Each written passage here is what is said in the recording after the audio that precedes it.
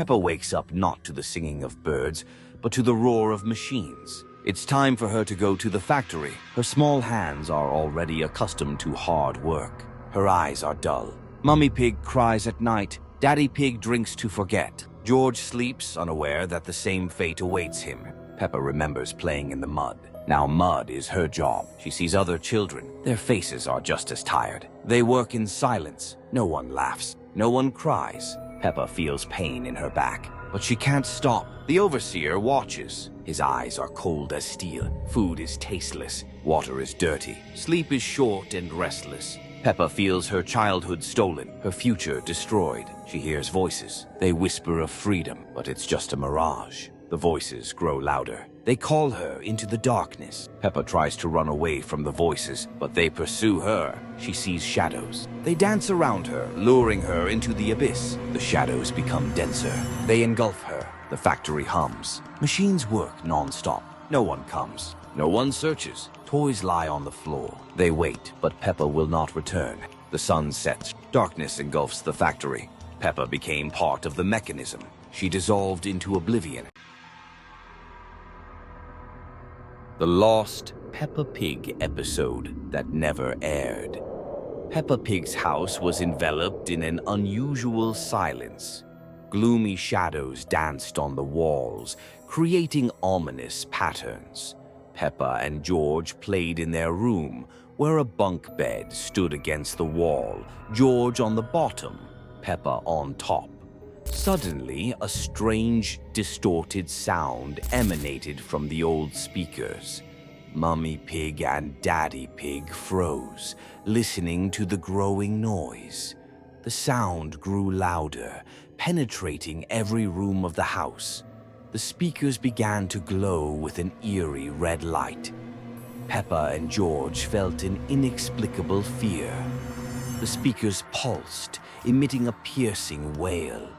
The pig family watched the speakers in horror. Suddenly, the speakers exploded, leaving only silence. The pig family remained in shock, realizing what had happened. The silence was deafening, but now it seemed even more ominous. A sunny day illuminated Peppa Pig's garden. Peppa and George noticed strange things. A ball rolled on its own. A swing swayed gently with no wind. They decided it was a new, invisible friend. George was delighted, giggled, whispered into the void. Peppa felt a slight unease. The invisible friend became George's constant companion. Their games grew stranger. George played hide-and-seek where only he saw his playmate, or held tea parties where cups floated. Peppa tried to join, but George waved her off, saying it was their game. He became quieter, his gaze often fixed on nothing. Responses grew short. Mummy Pig found this new quiet in the house soothing. She didn't notice her son drifting away, only enjoying the calm. The invisible influence gently enveloped her, making her less attentive to Peppa's worries. Daddy Pig felt something was wrong, but couldn't pinpoint what. His attempts to engage the family were met with blank stares. He attributed it to fatigue. Soon, a new neighbor, Fiona, moved in. She quickly noticed the family's unusual behavior. She tried to strike up a conversation, but Mummy Pig and George were absorbed in their thoughts, their eyes wandering. Fiona felt a chill of unease. The invisible friends' games grew frightening. Objects levitated. Whispers turned into insistent murmurs. The family began to see things that weren't there. Peppa was terrified. She saw her parents and brother slipping away. One dreadful night, the invisible friend's influence reached its peak. It didn't take them physically, but transformed them into extensions of its own reality. Mummy Pig and George became completely absorbed, their eyes reflecting an otherworldly glow, movements synchronized with an unseen force. Daddy Pig realized the horror, but it was too late. His gaze also began to dim. Peppa, gripped by panic, tried to reach out to Daddy Pig, but he had almost succumbed. With Fiona's help, Peppa managed to escape the house, leaving her family behind. They watched from a distance as the pig family's house glowed with an unnatural light. The invisible friend continued its games, and its influence spread like a silent epidemic. The end was not in salvation, but in the chilling realization that some games never end, but merely escalate, drawing new participants into their eerie reality. A sunny day at Peppa Pig's house suddenly darkened as clouds covered the sky. Peppa was playing in her room with her favorite doll, but something felt wrong. Strange shadows flickered outside the window. A soft knock echoed at the door, like someone scratching with claws.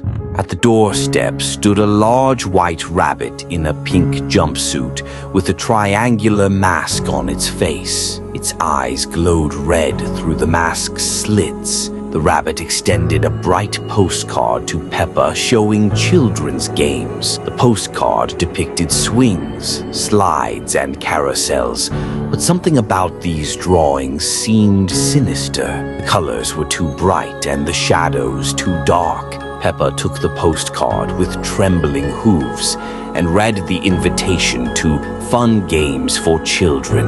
The rabbit nodded and vanished as suddenly as it appeared, leaving only the smell of damp earth and withered flowers. Mummy Pig entered the room and saw the postcard in Peppa's hands. Her face paled as she read the text. She knew these games weren't as fun as they seemed, and that children who went there sometimes never returned. Despite Mummy's warnings, Peppa decided to go to the games with George.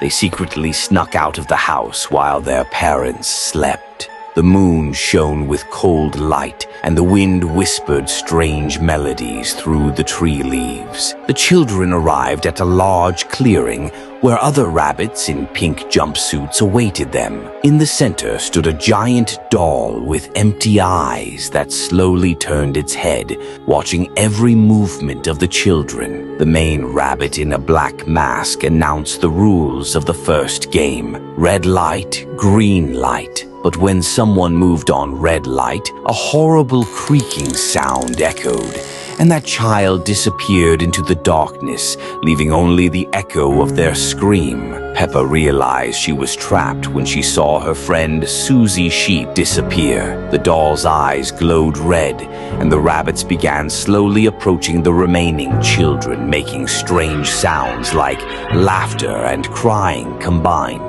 George cried and hid behind Peppa when he realized the games hadn't ended as they expected. The rabbits surrounded them, their masks beginning to glow with an eerie pink light in the darkness, casting nightmarish shadows on the ground. At the last moment, Mummy and Daddy Pig appeared with flashlights, chasing the rabbits away. They hugged their children and led them home, explaining that not all invitations are safe, and that they should always listen to parents when they warn about danger.